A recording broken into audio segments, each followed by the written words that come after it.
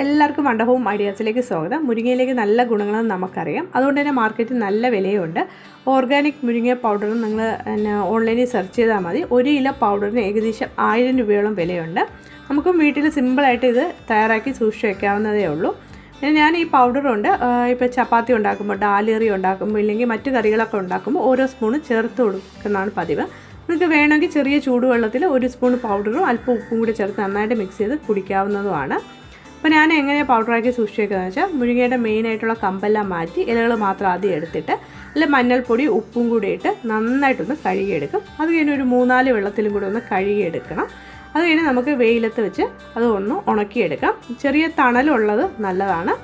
അത് കഴിഞ്ഞ് ഒരു 3 ദിവസമൊക്കെ ആകുമ്പോൾ കൈയോട് തിരുമ്പോൾ നന്നായിട്ട് പൊടിഞ്ഞു വേണ്ട രൂപത്തിലെത്തും. അപ്പോൾ നമുക്ക് മിക്സിയുടെ ജാറിയിട്ട് പൗഡറാക്കി എയർടൈറ്റ് കണ്ടെയ്നറിലാക്കി സൂക്ഷിച്ച് വയ്ക്കാവുന്നതാണ്.